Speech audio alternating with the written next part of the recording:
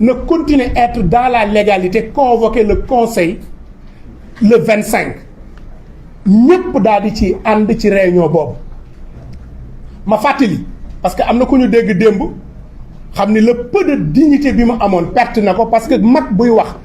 njaboot di la ko da ngay wax dëgg muy Madiambal Diagne waxul dëgg parce que bu nee Khalifa ak Barthélémy gis nañ le 20 waxul dëgg bi ñu paree bureau municipal bi le 19 ci guddi ci la Barthélémy Dias jóge Paris ñëw gisante ak Khalifa Sall boobu référé bi duggagul dinaa ci ñëwaat ca waxtaan ba Khalifa ni ko ndax la nga waxoon yaa nga ca ba léegi mooy soutenir candidature madame la maire Ngoné Mbengue mu ni ko génn naa ci te pour fàttali daf ni woon bu ñuy tànn maire nañu jël madame la maire Ngoné Mbengue pour ñaari raison mu ni bi ci njëkk bi muy wut maire Dakar jigéen bi njëkk a taxaw jàppale ko mooy madame la maire Ngoné Mbengue beneen bi ci topp mu ni Soham Wardini lañ ko defaloon kon nañ ko defal madame la maire Ngoné Mbengue waaye ci waxtaan boobu xamal na Khalifa ni ko désormais jàppaleetul madame la maire Ngoné Mbengue candidat bi muy proposé mooy Pathé Ba dama bëgg ngeen comprendre logique bi ba ñu li ñëw ci boycott bi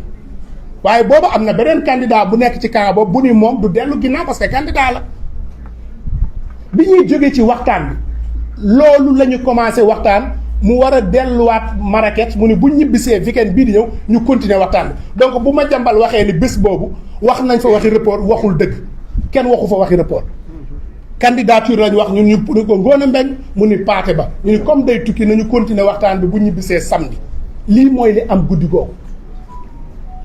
bi ñu ci jógee un référé administratif qui devait être déposé normalement dès le lendemain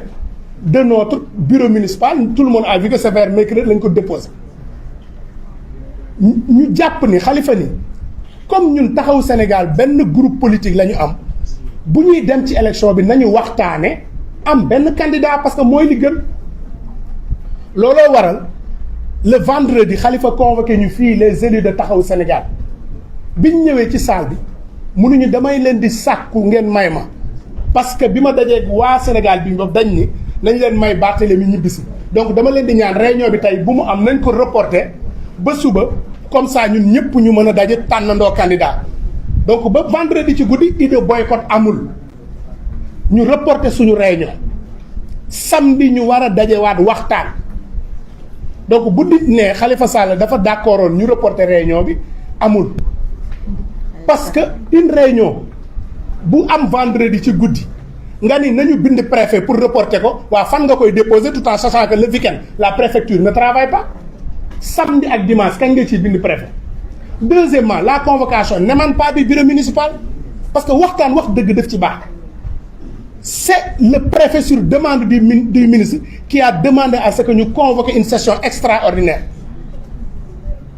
donc kuy wax ni nañu convoquer bureau municipal d'urgence saisir le préfet kañ nga koy saisir pour une convocation boo xam ne c'est le lundi matin à 10 heures donc dégg mi ngi il faut 72 heures donc bu ñuy wax nañ wax nit ñi li am donc ba samedi l'idée d'un boycott amul dimanche bi ñu nekkee ñun di réunion fii di waxtaan pour tànn candidat ca lañ dégg ñu ni ña ngay woote boycott taxawu Sénégal ku ko xam dans ci trajectoire pour rappel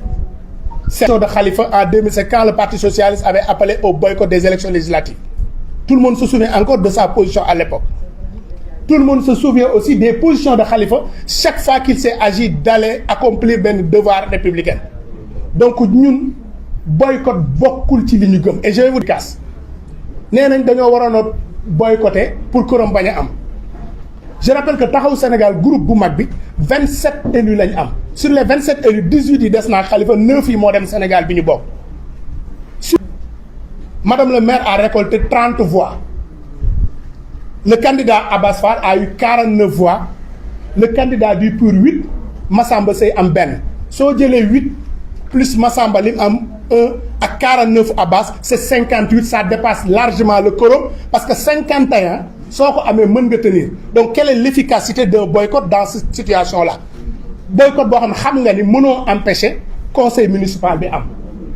donc quelle est l'efficacité ñu jàppoon ni li gënoon xel gënoon nangu moo doon ñu continuer à mobiliser l'opposition préserver le fauteuil du maire de Dakar en attendant le 18 lu cour bi décider ñu xam ko mais quand certains vont jusqu'à dire je préfère voter Abbas que madame le maire Ngoné Mbengue je me demande c'est quelle logique politique parce que soo demee ba ni yow Abbas mi nga doon xeex nekk sa adversaire nga xeex ko Abbas mi nga xam ni fi nga jaaramu ñëpp gis nañ ko mu falu moo la gënal Ngoné Mbengue mi nga bokkal camp donc la question les Sénégalais devront se poser fan la voix yu jóge parce que quand on veut accuser Khalifa 18 voix la taxaw Sénégal am et sans notre candidat a récolté 30 donc entre 18 et 30 il y a 12 voix qui se sont ajoutées il faut qu'on cherche fan la yeneen voix yu jóge donc c'est ça la vérité des faits il faut que ñun politique ñu jàng quelles que soient nos divergences quelles que soient les difficultés ñu jàng di wax dëgg sénégalais yi bëgg lu neex askan wi mobiliser say chronimenteurs mobiliser say journalistes ak ay apprentis politiciens taxulaa am dëgg parce que nag la foule elle n'a pas toujours raison parce que l'autre disait la foule est parfois folle donc nous ce n'est pas la clameur populaire moom mooy li nga xam ni daf ñuy yóbbu leneen li mooy man xam naa ni taxaw Sénégal amuñu conseil bu voté Abbas et pourtant de l'autre camp il y a un conseil qui a voté pour Abbas et qui l'a dit dégg naa démb ñu naan Modiom nu mu ko xamee déedéet conseil bi moo taxaw assumer publiquement ni man voté lu ma leen Abbas Fall laay fal donc assez naa fekk laa yi wër naan kii nu mu def ba xam ko parce que kooku moo ko wax te ñun 18 conseils taxaw Sénégal amul kuñ ci wax ku voté Abbas Fall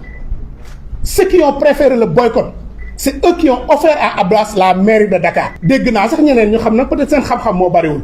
dañu fàtte ni la majorité dans une élection est déterminée par le nombre de suffrages valablement exprimés qui dépend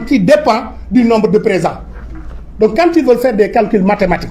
naan wooyu même suñ ñëwoon duñu egg 49 mais boobu xamuñu ni boobaa bu su fekkoon 8 yi ñëw nañ mais la majorité de l'élection dafa yokku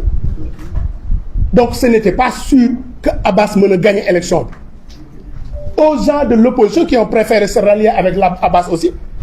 l'histoire nous jugera parce que Ndakaaru li mu tànn ñëpp xam nañ donc bu fekkee yow sa bopp moo la gënal wala allié wu ak ay pouvoir bi moo la gënal ba jox Abbas mais nañu yónni yàgg